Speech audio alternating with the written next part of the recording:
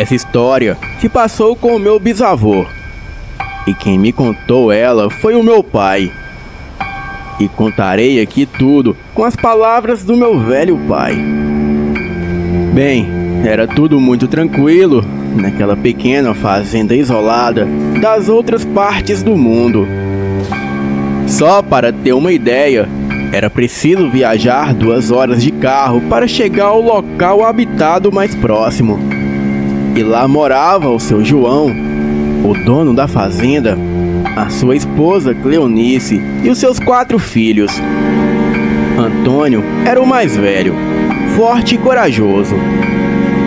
Paulo era muito inteligente e pretendia sair da fazenda e buscar uma vida melhor na cidade, mas não tinha o apoio de nenhum dos irmãos. Mas tinha de Cecília, a única filha do casal de fazendeiros, doce, bonita e agora comprometida. O outro era o Luiz, era o mais rebelde. Fugiu de casa e saiu em busca de uma vida de rei que os seus pais nunca puderam lhe dar, prometendo voltar um dia para mostrar à família que ele poderia ficar rico, ao contrário do que eles alegavam. E também havia um criado, mas este foi dispensado por não receber o salário que os seus patrões já não tinham condições de pagar. Bem, era uma noite de lua cheia, sexta-feira, e foi marcado um jantar para comemorar o namoro de Cecília com um moço rico da cidade. Bem, os pais dela aprovaram muito o namoro, pois pensavam que poderiam tirar a fazenda das dívidas enormes. Algo curioso é que aquela era a primeira sexta-feira em que os dois se viam à noite. Ele, que se chamava Maurício, dizia trabalhar ajudando o pai nas noites de sexta, e tinha sido muito difícil fazer com que ele viesse até a fazenda, e só conseguiram com uma condição: o rapaz teria que ir embora antes das 10 da noite. O meu pai precisa de mim essa hora, ele respondia, tentando se justificar. Às 6 da tarde, o Maurício chegou na fazenda, vestido terno e calça branca, com um chapéu na cabeça e um sapato brilhante nos pés. Ele foi bem recebido por todos, menos pelo Antônio, que não gostava desse tipo de evento, e por isso não participaria do jantar, e disse que ficaria do lado de fora até tudo acabar. E como ninguém ousava contrariar o mais velho, assim se fez. Então o jantar começou. A mãe estava muito feliz, não pelo fato de que provavelmente ficariam ricos, mas porque a sua filha estava entrando em uma nova fase da sua vida, as paixões. E logo logo ela se casaria e iria morar em outro lugar, e não precisaria ordenhar vacas nunca mais. Antônio estava lá fora observando a lua, e por algum motivo ele tinha um fascínio pelo astro, mas odiava a forma como seu pai se importava mais com os outros do que com ele. O seu pai nunca havia organizado um jantar quando ele tinha uma namorada. Então ele carregava essa amargura desde pequeno. E o único momento em que ele e o seu pai conversavam eram sobre coisas sem importância. Paulo gostava muito de ver a irmã com o companheiro. E recentemente ele lera muitos contos de romance e nunca teve a chance de se apaixonar. O seu pai dizia que ele seria um grande médico algum dia, e então teria quantas mulheres quisesse, mas ele não era mulherengo, pois odiava quem maltratava uma mulher. Bem, a Cecília, o Paulo, o seu João e a dona Cleonice estavam do lado de dentro, participando do jantar. Antônio estava no alpendre da casa e o Luiz ninguém sabia onde estava. Com tantas conversas, o namorado da moça percebeu que já eram quase 10 horas e, ao reparar isso, levantou-se com violência da cadeira em que estava sentado. Já é tarde, eu preciso ir agora. Fique mais um pouco, nós podemos... Antes de completar a frase, o moço deu um beijo na namorada e saiu, prometendo voltar depois. E sem poder fazer nada, os pais ficaram imóveis em seus lugares, ouvindo o barulho do carro partir. O Pedro ficou chateado com a reação do cunhado e subiu para o seu quarto, trancando a porta e não deixando ninguém entrar. E foi quando ouviu-se um barulho estranho vindo do lado de fora. Um uivo, seguido de um grito que deixou todos aterrorizados. O pai olhou para baixo e disse: "É ele!" E então começaram batidas na porta. Aquelas não eram batidas em portas comuns, e parecia que ela iria ser arrebentada. O pai, que parecia entender do que se tratava aquilo, recomendou à esposa e filha: "Nossa casa é baixa, mas é grande. Então se esconda atrás dos móveis ou embaixo das camas."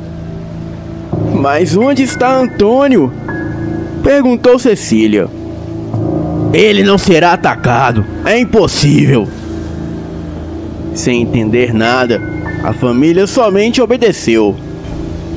A mãe escondeu-se embaixo de sua cama e a garota, confusa e assustada, correu até o quarto de Pedro, que por sorte estava destrancado, e assim ela poderia avisar o irmão.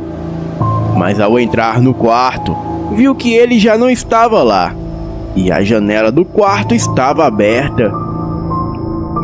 Desesperada, ela foi até o pai e falou em prantos: "Pai, o Pedro não está no quarto. O que pode ter acontecido?" Ela chorava muito. "Por que isso está acontecendo com a nossa família?"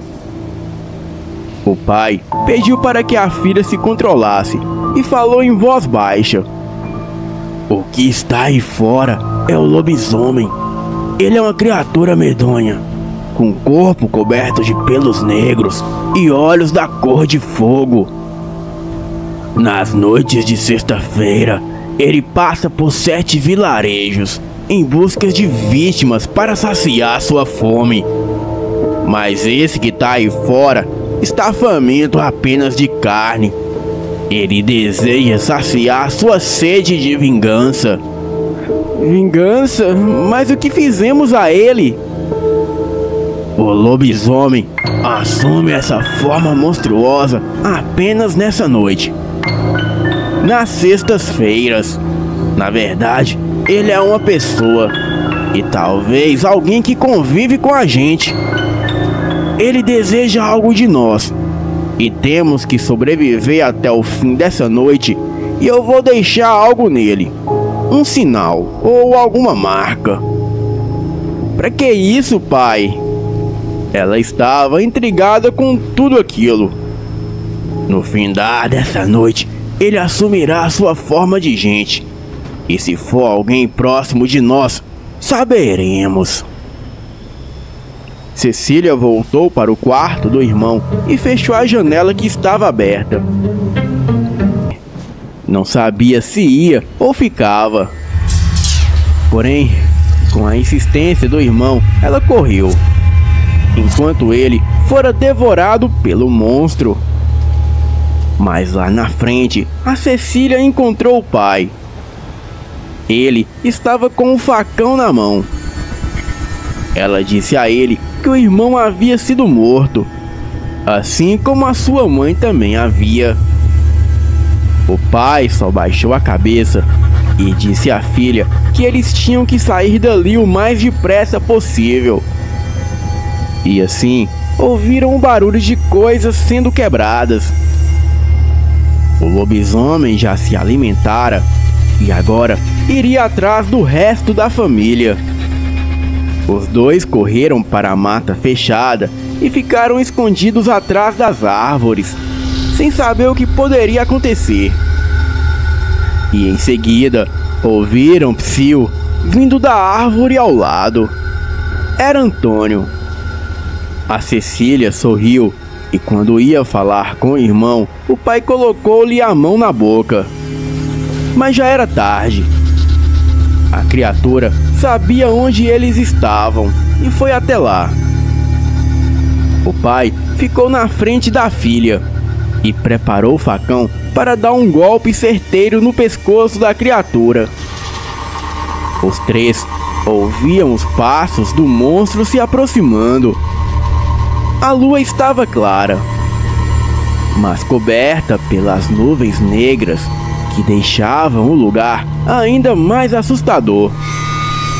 Numa chegada calma, o lobisomem e o seu João ficaram frente a frente. A Cecília atrás do João, o seu pai, e Antônio ainda atrás das árvores. O facão já posicionado e o coração de todos palpitando alto.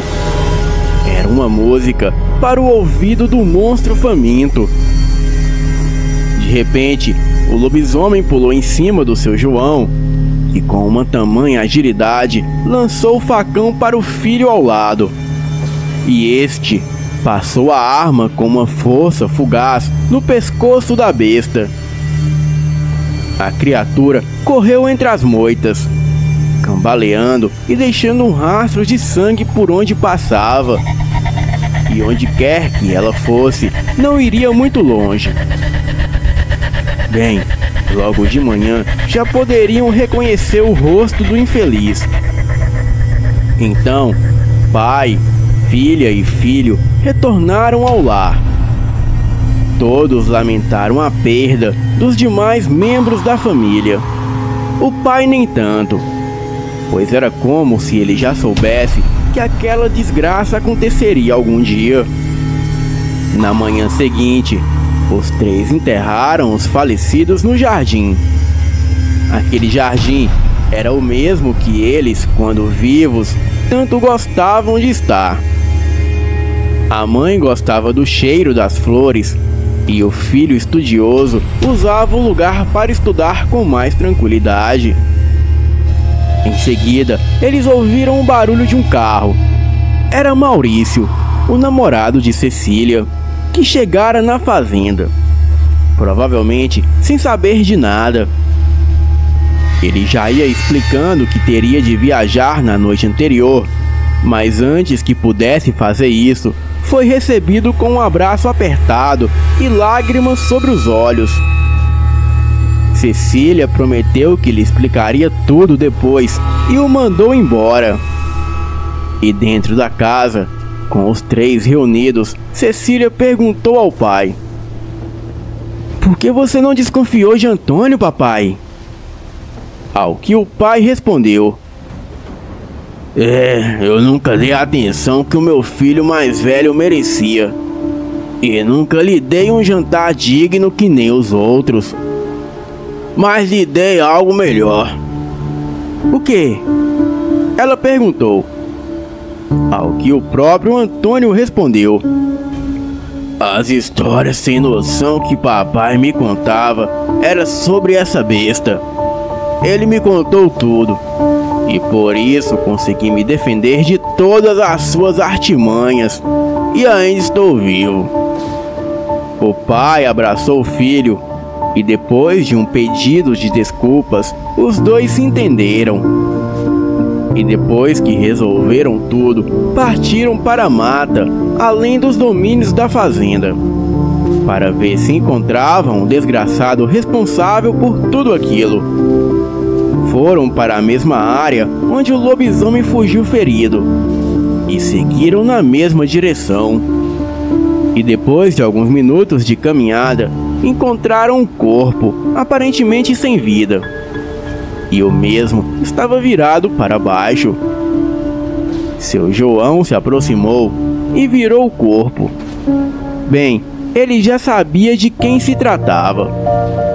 Mas os filhos ficaram assustados. O pai, olhando para os filhos, logo disse: ele nunca gostou de ter saído da fazenda, mas não tínhamos escolha. E em seguida eles foram embora, deixando o corpo do antigo criado demitido da fazenda para os abutres. Boa noite.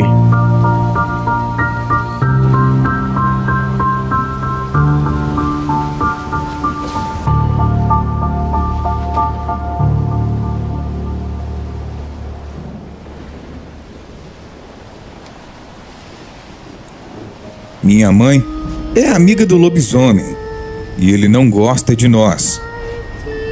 Olá, meu nome é Sara, tenho 18 anos, sou evangélica e moro no estado do Amazonas. Este é o meu primeiro relato aqui no canal Ele Te Oculta. Em 2012, quando morávamos em Manaus, meus pais se separaram e minha mãe saiu de casa, ficando assim somente o meu pai, meu irmão mais novo, que se chama Aleph, e eu em casa. Minha mãe havia começado a se envolver com um pai de santo e não deu outra. Meu pai descobriu o caso dos dois e assim ela saiu de casa para morar com esse pai de santo que tinha uma casa no interior do estado. Esse pai de santo mexia com magia pesada. Ele não tinha família, somente a minha mãe, que agora era sua esposa. Mas um ano depois, ele veio a falecer. Acredito eu que talvez seja devido a muita coisa pesada que ele mexia e também o mal que ele fazia para os outros. Então minha mãe ficou com a casa que era dele, onde eles moravam, e lá também tinha um quartinho aos fundos, onde era o terreiro. Então, no ano de 2014, minha mãe levou meu irmão e eu para ficar alguns dias em sua casa, em Itacoatiara, município próximo a Manaus, estado do Amazonas. Itacoatiara era um lugar bom de morar. Havia muitas árvores, frutas, animais. Tínhamos 2 piscinas e o terreiro que a minha mãe tomava conta. O lugar era afastado da cidade. Não havia carros, luz, era um local assustador e escuro. Alguns moradores locais diziam que o local era, entre aspas, assombrado, e as casas próximas ficavam bem afastadas ao local. Ao chegar de noite, costumávamos ouvir pássaros cantando, macacos fazendo barulhos, bem assustadores por sinal, gafanhotos, mas nada de estranho. Enfim, nada de anormal até aquela data. Mas uma noite, algo que até hoje mexe comigo aconteceu. Estávamos meu irmão mais novo e eu assistindo TV, e minha mãe ao lado de fora da casa conversando com um casal de vizinhos que raramente nos visitava. Quando de repente houve uma queda de luz e tudo vai ao escuro. Desesperados, meu irmão e eu corríamos para fora de casa, não sabendo o que se passava ou o porquê daquilo. As horas se passam e todos estavam conversando e nos atualizando sobre as coisas. Nada demais acontecia até aí. Até que um grande raio provocou um clarão em meio à mata e nos deixou todos tensos, pois o que meu irmão e eu vimos nos deixou com muito medo. Ali parado no meio da mata havia uma criatura escura e muito alta. Era uma coisa horrível, parecia um homem com cabeça de cachorro. Ele estava sobre 2 patas e meio inclinado para a frente, e suas patas dianteiras quase alcançavam o chão. Foram exatos 5 segundos de terror, até o clarão do raio desaparecer e aquela figura sumir no escuro. Meu irmão e eu falamos para nossa mãe, mas ela disse sorrindo e despreocupada que aquele era o seu amigo, o Joaquim. O casal de vizinhos que estavam ali riram e nós ficamos sem entender nada. Eu e meu irmão estávamos assustados, quando de repente outro relâmpago e aquela mesma figura reaparece logo depois. Porém, aquela figura horrenda estava muito mais perto. Dessa vez, a minha mãe e o casal viram, mas eles riram e começaram a chamar aquilo de Joaquim. Era estranho, pois não poderia ser alguém, pois já era tarde da noite e aquelas matas abrigavam animais selvagens. A coisa estava quase fora da floresta, que era ao lado. Nossos vizinhos correram em direção à mata e chamando pelo Joaquim. Procuraram, mas não encontraram nada, nem sequer uma pista do tal Joaquim. Minha mãe começou a nos xingar. Dizia ela que foram nós que assustamos o Joaquim, mas era ao contrário. No dia seguinte, ao fato, nem meu irmão e nem eu teve coragem de adentrar aquele sombrio local, com receios, ou talvez medo, mas mal sabíamos que aquele era o começo do pesadelo. Na noite seguinte, meu irmão me acordou assustado. Dizia ele que tinha alguma coisa uivando de dentro da floresta. Fiquei prestando atenção e realmente era possível escutar uivos vindo da mata e se aproximavam cada vez mais. O nosso quarto era composto por um guarda-roupas, uma beliche e uma cômoda. Eu dormia na beliche de baixo e meu irmão na de cima, mas ele ficou com tanto medo que veio para a minha cama e enfiou-se debaixo das cobertas comigo. Depois dos uivos, escutamos algo trotar em volta da casa e batidas fortes nas portas e janelas. A coisa lá fora corria com passos pesados e urrava com muita fúria. Foi uma noite apavorante e fiquei pensando como minha mãe não acordava com todo aquele alvoroço, até que finalmente ela acordou. Escutamos a porta do quarto dela, que ficava de frente para a sala, se abrir e ela sair lá fora na escuridão. Fiquei muito preocupada, pois tinha uma criatura ali e aquilo poderia acabar com a minha mãe. Mas foi aí que escutamos ela falar: "Entre, Joaquim, sai dessa chuva e entra." Meu irmão e eu ficamos apavorados com tudo aquilo. Então os barulhos pararam e pouco depois começamos a escutar 2 pessoas conversando na sala. Eu só ouvia a voz da minha mãe, pois parecia que a outra pessoa falava sussurrando. Saí do quarto fingindo que ia no banheiro, pois para ir no banheiro tinha que passar em frente à sala. Afinal, o banheiro ficava em frente à sala mesmo. Ali na sala, conversando com a minha mãe, estava um senhor de 70 a 75 anos sentado de frente para ela. Ele falava bem baixinho, quase sussurrando. Minha mãe logo me chamou e me apresentou para ele. Quando eu cheguei perto, logo percebi que o senhor fedia muito. Ele estava de bermuda, uma camisa gola polo e descalço. Quando olhei para os seus pés, reparei que suas unhas eram extremamente grandes, tanto as dos pés quanto as das mãos. Seus dentes também eram escuros, quase pretos. Perguntei minha mãe se ele tinha ouvido a barulhada lá fora, e ela disse que era o Joaquim chegando. Bem, fiquei intrigada com aquilo tudo. Afinal, também eram quase 3 da madrugada. E isso é horário de visita, por acaso? Fui no banheiro e quando saí, o tal do Joaquim já não estava mais lá. Minha mãe disse que ele foi embora, mas voltaria amanhã. Perguntei a ela quem era esse senhor, que veio em nossa casa às 3 da madrugada. E ela começou a cantarolar uma música de terreiro. Virou as costas e foi para o seu quarto cantarolando. No outro dia, encontramos pegadas em volta de nossa casa. Eram pegadas de como um animal e eram enormes. Mas sempre que eu a questionava, a minha mãe, ela começava a cantar um ponto de terreiro e parecia nem se importar. Aquilo tudo já estava muito esquisito e eu já estava quase ligando para o meu pai ir nos buscar. Mas resolvi esfriar a cabeça e dar mais uma chance para minha mãe. Afinal, ela não parecia uma pessoa em sã juízo. No dia seguinte, minha mãe disse que ia na casa de umas amigas e naquela noite ela não retornou.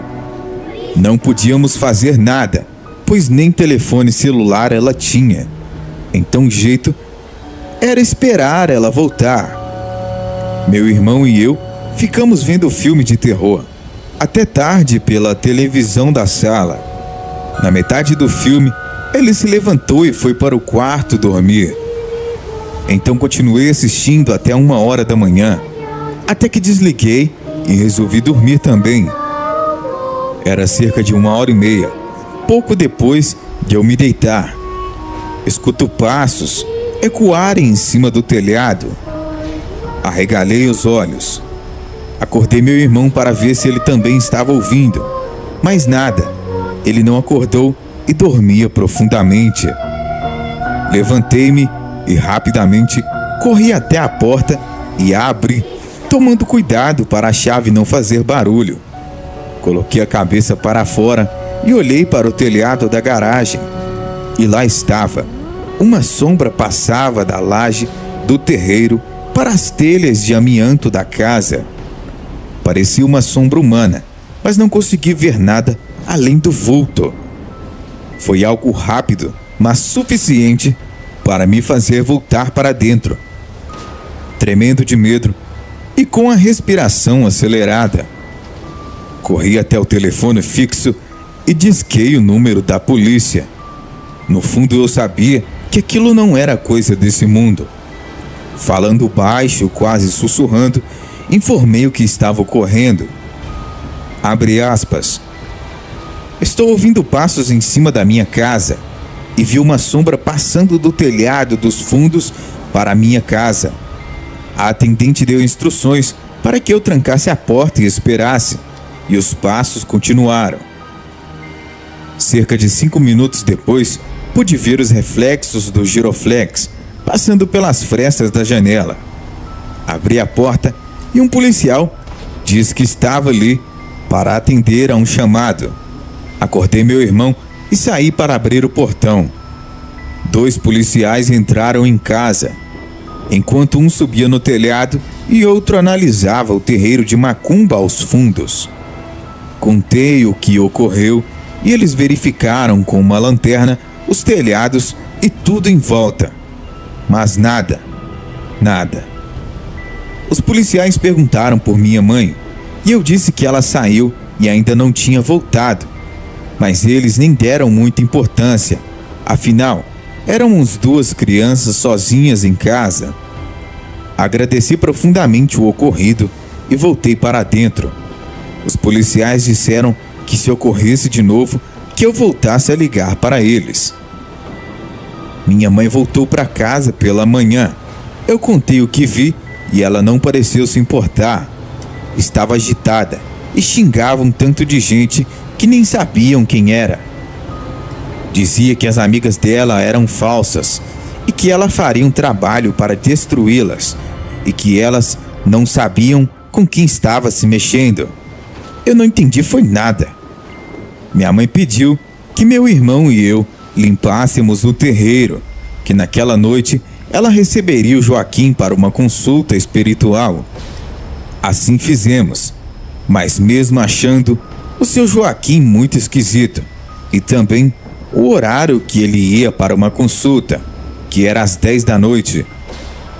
Eu não fiz nenhuma pergunta sobre isso.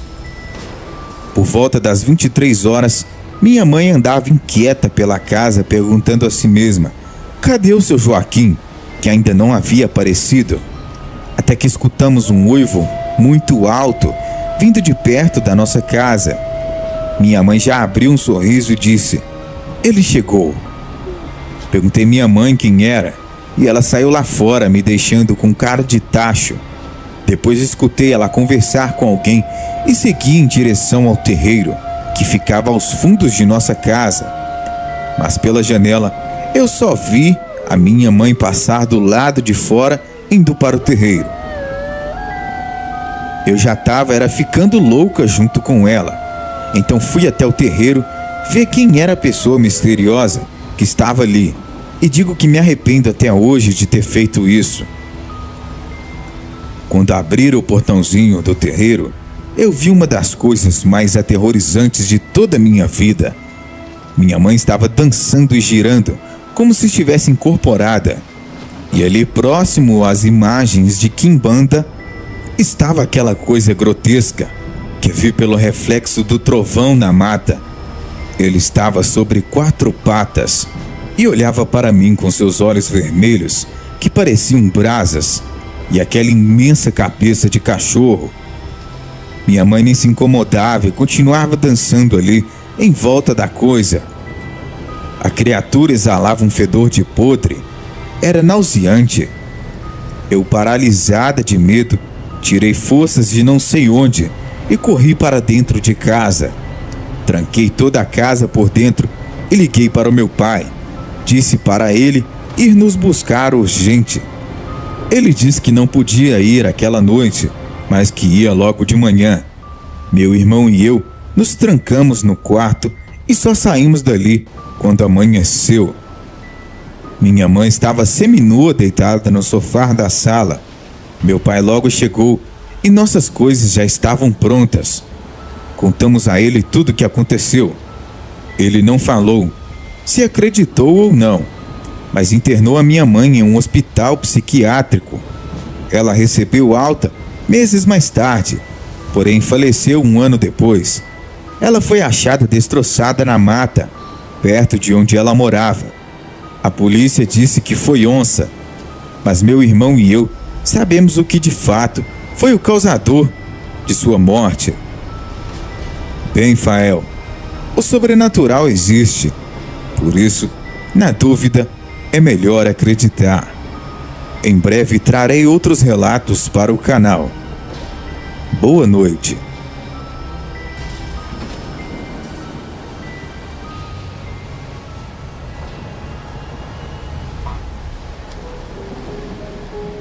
O meu nome é Marcos. A primeira vez que esse relato saiu no canal, eu tinha 36 anos. Hoje tenho 39. E na primeira vez que eu escrevi para o canal, eu deixei muitos detalhes e fatos importantes de fora do relato. Eu fiz isso para não deixar o relato imenso e para preservar a identidade de alguns. Mas devido à repercussão do relato, em alcançar quase 2 milhões de visualizações, eu resolvi trazer a história completa de toda essa trama e garanto que vocês irão se surpreender do início ao fim. Bem, agora bora pro relato. Eu moro no centro-oeste de Minas Gerais, em um município chamado Itaúna.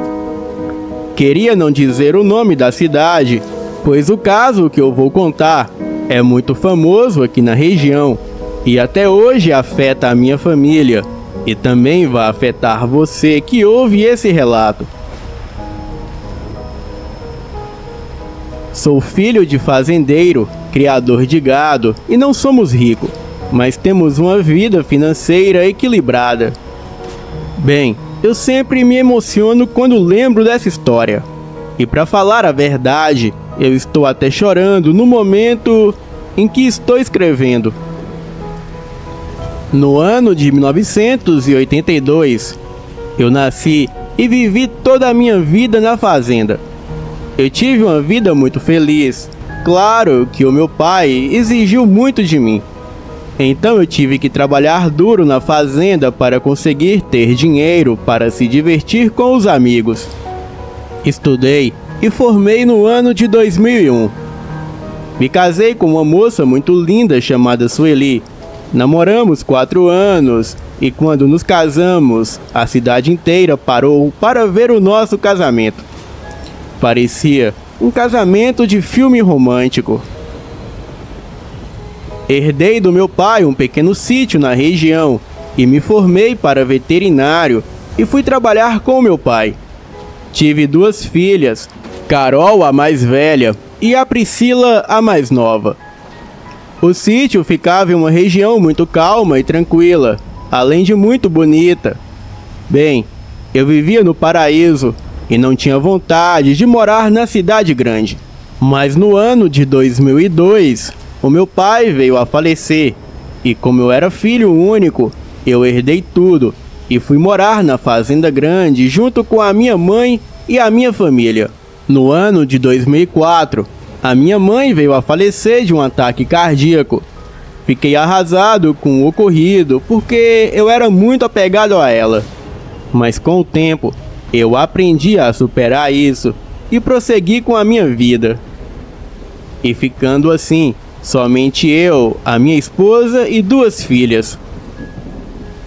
Tínhamos uma vida maravilhosa, até acontecer uma tragédia que mudou a minha vida para sempre. No ano de 2012, Carol tinha 10 anos e Priscila apenas 6. As 2 eram o meu tesouro, o meu bem de maior valor. E como eu morava muito longe da cidade, eu sempre levava as minhas filhas para a escola de carro. Porém, havia uma van escolar da prefeitura que passava em frente à fazenda todos os dias para pegar os filhos dos funcionários e as pessoas que moravam na região. Era um lugar pacato, sem roubos e sem crimes. Existiam alguns relatos de onças na região, pois ao lado da fazenda tinha uma densa floresta, protegida pelo IBAMA, e sempre havia guardas florestais na área, protegendo a região, e era proibido a caça, e quem fosse pego fazendo isso seria preso, e responderia a um grande processo, pois matar ilegalmente animais no Brasil dá mais cadeia do que matar um ser humano. Bem, tudo aconteceu no ano de 2012, o ano que a minha vida virou um inferno, o ano em que eu mudei os meus pensamentos e a minha cabeça, e até hoje eu não sou mais o mesmo. Em 24 de junho, nesse mesmo ano, as minhas filhas se arrumavam para ir para o colégio, porém, o meu carro não pegou devido ao frio intenso e inesperado que havia chegado nessa época do ano. E eu tentei de todas as formas, mas ele não funcionou. A picape D20 que eu tenho estava fora da cidade fazendo trabalhos de entregas. Então, eu não tinha outra opção a não ser as minhas filhas irem de van escolar. A mesma van que a prefeitura fornecia para os alunos. E essa foi a pior escolha da minha vida. E se eu soubesse, eu não teria deixado as minhas filhas irem à escola naquele dia. Bem, eu levei elas até a saída da fazenda que dava para a grande rodovia. E elas ficaram esperando a van em um banco feito para esse fim. Eu estava muito atarefado e estava dando o horário da van passar. Eu deixei elas ali mesmo, pois era muito seguro e perto de casa. E a minha filha mais velha era muito responsável. E quando eu conto essa história, eu me desespero por me sentir muito culpado. Bem, chegando à tarde, eu fui buscá-las na escola, pois o meu carro havia voltado a funcionar. Então, chegando na cidade, eu fui até o portão da escola. Porém, as minhas filhas não saíram no horário determinado. Então conversei com a moça que ficava no portão da escola e a perguntei onde estavam as minhas filhas. E a mesma, muito assustada, ela falou que as minhas filhas não haviam ido para a escola naquele dia. E na hora que eu ouvi isso, eu tremia de medo e pavor, pois eu as tinha deixado em frente à saída da fazenda onde a van passava. Eu voltei desesperadamente para a fazenda e, chegando em casa, eu perguntei para minha esposa sobre as meninas e ela falou que as meninas não estavam lá. Haviam 3 funcionários trabalhando comigo. Eu os chamei e fomos atrás das minhas filhas. Vasculhamos toda a redondeza da fazenda e nada. O único lugar que não tínhamos procurado foi na floresta, que era protegida pelo Ibama. Entramos na floresta e logo no início a gente viu um rastro de sangue. E nesse momento eu me desesperei. E na hora eu fiquei cego de pavor e de medo. E logo mais à frente eu encontrei Carol despedaçada, toda desmembrada, faltando algumas partes. E mais à frente eu encontrei a minha caçula da mesma maneira. Eu desmaiei na hora e só acordei 2 horas depois no hospital. Queria muito que fosse um pesadelo, mas não era. Era tudo real. E não existe coisa mais dolorosa na vida do que perder os seus filhos, ainda mais daquela maneira. Eu quase fiquei louco de ver as minhas filhas naquela situação. Fiquei desorientado e sem direção. E as autoridades constatou que foi uma onça que fez aquilo com as garotas. A minha esposa e eu estávamos desesperados, chegando à beira da loucura. E naquele dia, a minha vida acabou. E a minha esposa me abandonou, dizendo que a culpa foi toda minha, e voltou a morar com seus pais, e em seguida nos divorciamos. Fiquei 15 dias trancado dentro de casa, sem motivação para viver.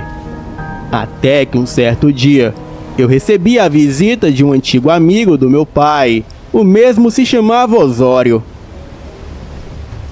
Ele foi capataz do meu pai, mas ele já estava aposentado já fazia 10 anos. Ele me disse uma coisa que me chamou muito a atenção. Marquinhos, onça não ataca de dia, e muito menos faz aquilo que fez com as meninas. Onça não faz isso com animal, e muito menos com pessoas. Não tem razão de uma onça ter feito aquilo. Eu tenho uma larga experiência nessa região, e eu conheço cada mata e floresta, e sei bem do que eu estou falando. Mas o que o senhor quer dizer com isso, seu Osório? Se não foi uma onça que fez aquilo com as minhas filhas, o que pode ter sido então? Marcos, existe muita coisa nessa terra que você não imagina. O que fez aquilo com as suas filhas fez por vingança. Vou te contar uma história que vai chamar a sua atenção e vai esclarecer essa sua cabeça. E nós dois vamos adentrar essa floresta e buscar por vingança. O seu pai foi um homem espetacular, um bom homem. Ele levava a vida com muito trabalho e muita dedicação. Trabalhava de sol a sol para conseguir o que você tem hoje. Mas mesmo assim, ele sendo um bom homem, ele fez muitos inimigos por causa de inveja. Em 1977, houve um caso de uma criatura que estava matando os gados dos fazendeiros da região e atacou principalmente a fazenda do seu pai. Então juntamos vários homens, capatazes, vaqueiros e fazendeiros. Enfim, caçamos esse animal por quase 40 dias. Até que então, eu, o seu pai e outro capataz encontramos uma casa no meio da floresta. E nessa casa morava 3 irmãos. E ao redor dessa casa havia vários bois, cabras e outros animais mortos. E estes animais eram de nossas fazendas Bem, já era em torno de 18 horas, estava escurecendo. Então, derrubamos a porta daquele barraco e lá dentro tinha 3 homens maltrapilhos e muito sujos. Os homens estavam nervosos, eles pegaram facas e facões e gritavam conosco para irmos embora. Porém, estávamos com espingarda apontadas para eles e eles nada poderiam fazer. Então, eles começaram a se jogar no chão, a se contorcerem de modo assustador. E esses homens gritavam de dor e de ódio. E subitamente começou a crescer pelos em seus corpos e presas enormes saíam de suas bocas. O seu pai olhou para nós e disse que eles eram as criaturas que estavam atacando as nossas fazendas. Nós não íamos esperar aquilo se transformar por completo, pois tínhamos total certeza que se aqueles homens se transformassem, eu não estaria aqui hoje te contando essa história. O seu pai apontou a escopeta calibre 12 para um deles e, sem pensar 2 vezes, atirou bem na cabeça da coisa. E o tiro explodiu seus miolos. Eu e o outro capataz atiramos no segundo homem, o qual já estava perto de completar a transformação. Atingimos ele no peito e no rosto. E quanto ao terceiro homem, o mais alto deles, acabou se transformando por completo. Então, eu recarreguei rapidamente a espingarda para atirar. Porém, ele foi mais rápido, jogou a mesa na nossa direção e, em seguida, pulou a janela, fugindo pelo mato e entrando na floresta. Nós matamos 2 daquelas coisas, porém, uma conseguiu escapar e foi para longe. E ali, no meio da mata, ele urrava e gritava de dor, dizendo que iria se vingar de nós. As 2 feras abatidas logo voltaram a ser os homens que eram antes. E depois daquele dia, nunca mais tivemos notícia daquele homem que escapou. E pensamos que talvez ele fugiu da região, pois ele nunca mais voltou para se vingar do seu pai. Mas como seu pai já está morto, ele veio se vingar de você, tirando aquilo que você mais amava, a sua família. Fiquei muito assustado com aquela história, mas acreditei no seu Osório. Ele era um homem idôneo e muito sério, e não era homem de mentira. Ele disse que me ajudaria a se vingar daquela fera, e eu não tinha mais nada a perder, pois havia perdido as minhas filhas e a minha esposa que havia me abandonado. Então, não me restava mais nada. O meu coração estava cheio de ódio e de raiva, e eu precisava me vingar do culpado que fez aquilo com as minhas filhas.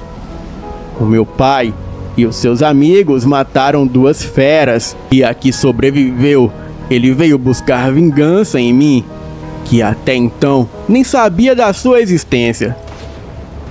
Eu fui até Belo Horizonte, e com a influência que eu tinha, eu consegui comprar várias armas, uma Magnum, 2 submetralhadoras MP9, um rifle MP40 e uma espingarda calibre 12, o mesmo tipo que o meu pai usou para matar uma das feras. Eu peguei as armas com o comandante do exército, que era muito amigo do meu pai, pois o meu pai já havia cedido as nossas terras para o exército acampar rente à mata e também usarem a nossa fazenda para um comando de operações e reagrupamento para uma missão na floresta, que na época, como eu era criança, eu não entendia bem do que se tratava. Hoje, eu sei que era para caçar aquelas bestas infernais. E mais tarde, eu vim a descobrir que o exército estava ali, a mando do Descobre, que desde aquela época já era muito influente. Bem, quando o comandante Carlos ficou sabendo da morte das minhas filhas, Ele ficou muito furioso e se dispôs a caçar a criatura com seu grupo da Força Tática. Agradeci pela ajuda, mas expliquei para ele que precisava fazer isso com as minhas próprias mãos. Então, ele me forneceu esse armamento pesado e disse que sentia muito e era o mínimo que ele poderia fazer. Eu me preparei durante 3 meses e, acompanhado do seu Osório, eu estava disposto a vingar a minha família. O seu Osório me orientou a esperar a chegada da grande lua, ou seja, a lua cheia, pois era nessa época que a criatura gostava de atacar. Eu perguntei ao seu Osório como esse demônio atacou as minhas filhas durante o dia, e ele me disse que essa fera era o próprio demônio e ele poderia sim se transformar a hora que quisesse, pois pelo pacto que ele fez com o diabo, ele se tornaria algo maligno com a força de 5 lobisomens. E essas criaturas pactuadas são conhecidas como Canes do Inferno. Eles se assemelham muito a lobisomens, porém, o seu coração é puro ódio e são capazes de matar até mesmo a própria família, pois não têm ressentimentos. Nós não estávamos enfrentando um animal comum, e aquilo era um bicho vindo das profundezas do inferno, ou seja, os próprios cães do inferno. Saímos na noite seguinte, que era lua cheia, e o seu Osório me falou que a fera viria atrás de mim, pois aquela criatura queria vingar a morte dos irmãos. E como já havia feito isso com as minhas filhas, agora queria dar cabo da minha vida, porque na verdade quem matou seus irmãos não fui eu, e sim o meu pai, o seu Osório e outro capataz que havia falecido há alguns anos. O seu Osório disse: "Pois é, filho, nós estamos lidando com algo surreal. Eu já fiquei frente a frente com essa fera. Eu sei bem o que estou falando. Eu estudei muito sobre os Canes e me preparei a vida toda para esse momento. E outro detalhe que eu não mencionei é que com o passar dos anos, um Cane fica muito mais poderoso.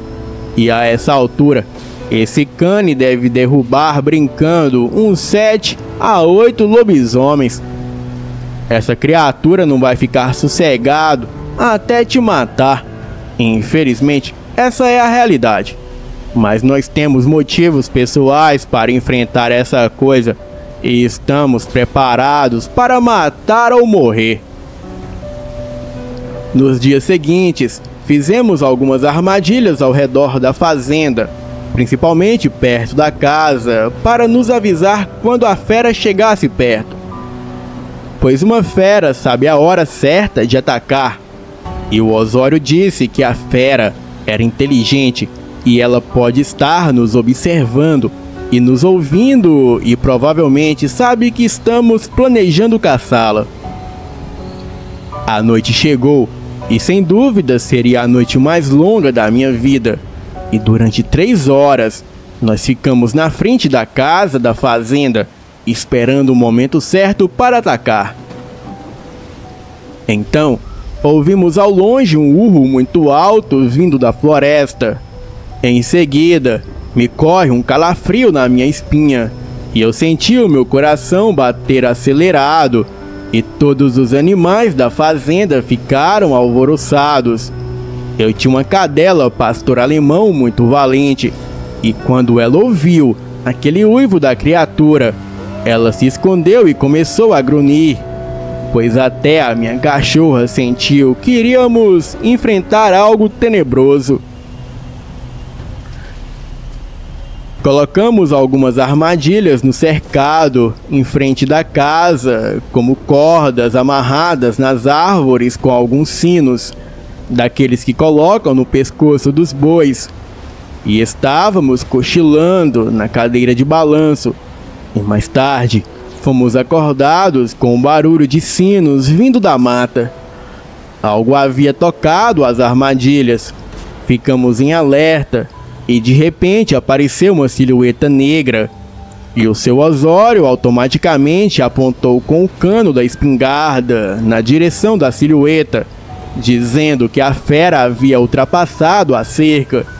E ele disse o seguinte: prepara, porque agora a gente vai enfrentar algo inimaginável, que vai assombrar os nossos sonhos para o resto de nossas vidas.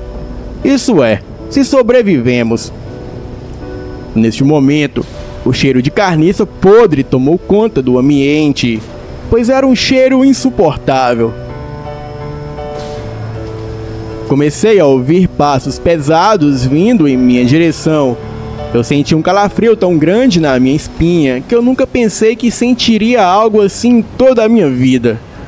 Mas me lembrei das minhas queridas filhas, que aquele maldito demônio matou cruelmente, acabando com a minha vida e destruindo tudo o que eu tinha de mais precioso.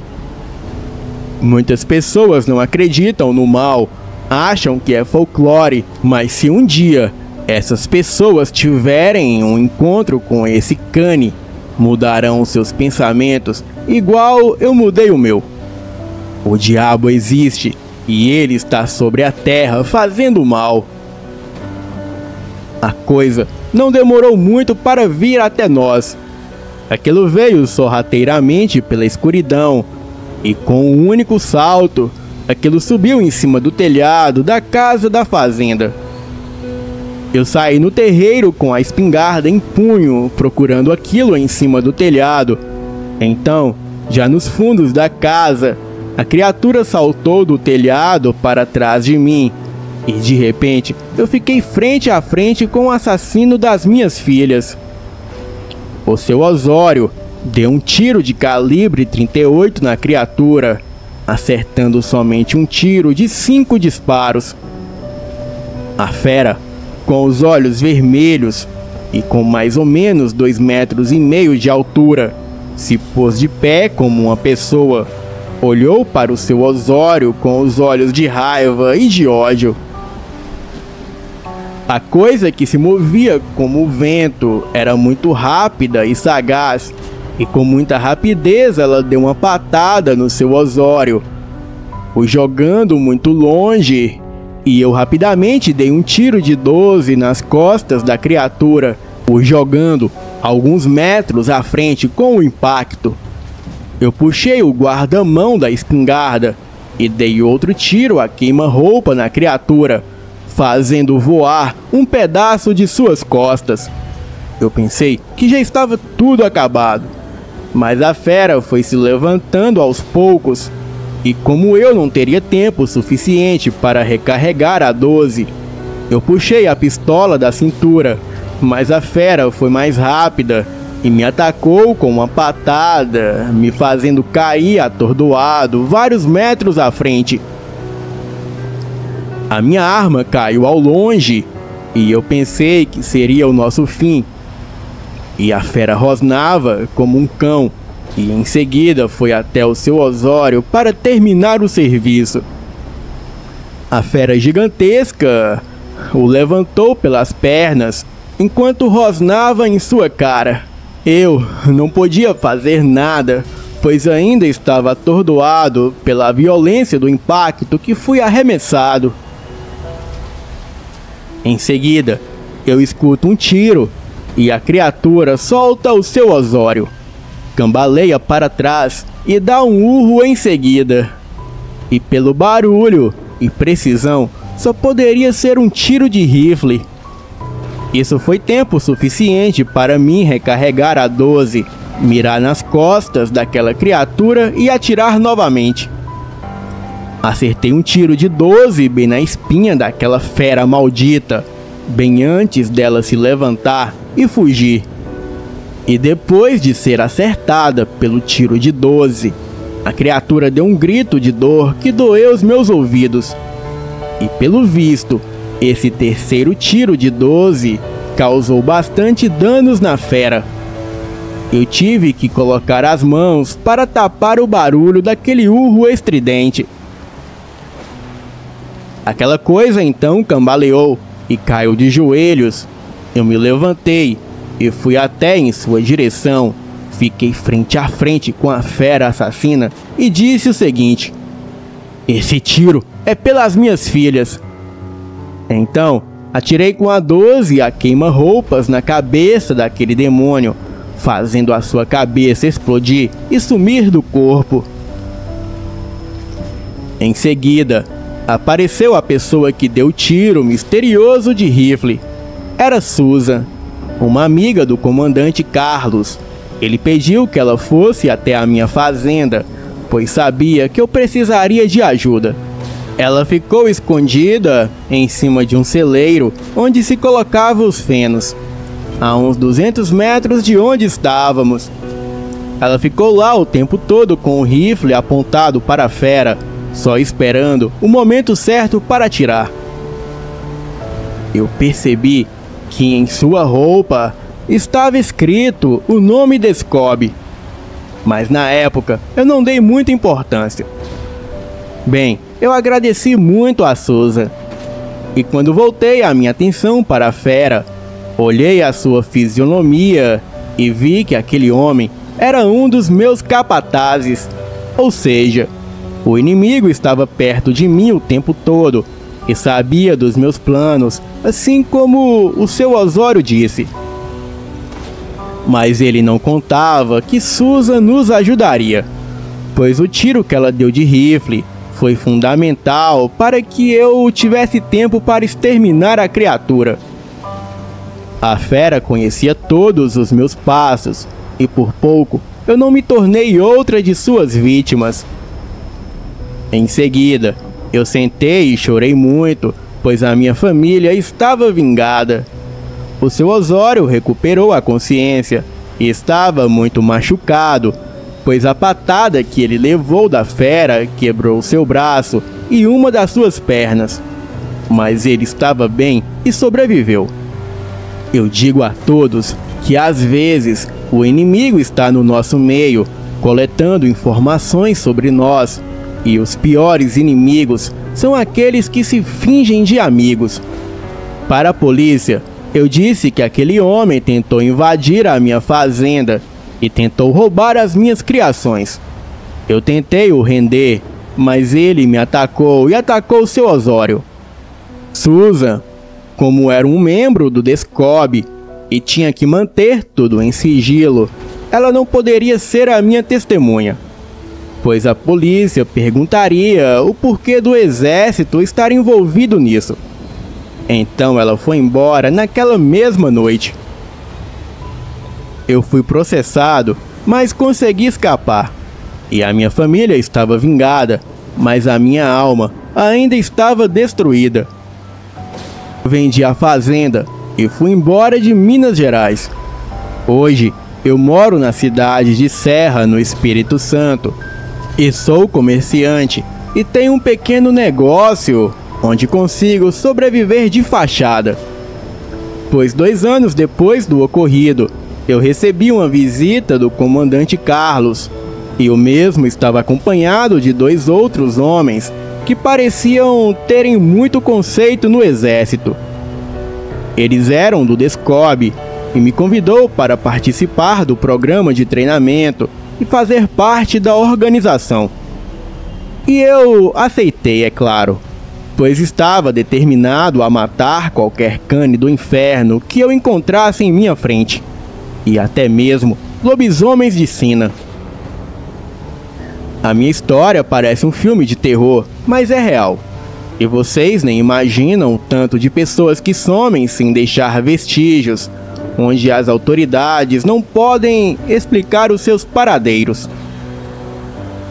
Hoje, eu sou um homem muito feliz, faço parte do Descobre, me casei novamente e tenho uma nova família. Mas o que eu sei é que a vingança não resolve o problema e não ajuda em nada. Eu não confio em mais ninguém, e nem na minha esposa, e muito menos em meus empregados. Pois foi esse o treinamento que eu tive no Descobre. Assim como a minha ex-esposa me largou, essa nova também pode fazer o mesmo. E quanto aos meus empregados, eles podem guardar alguma mágoa de mim e depois querer se vingar em quem não tem nada a ver. Queria dar um conselho a todos vocês. Sejam felizes, não importa a condição financeira e não importa a orientação sexual que vocês tenham. Amem e protejam a sua família e os seus amigos. Assim como eu tive um grande amigo que foi o seu Osório. Boa noite.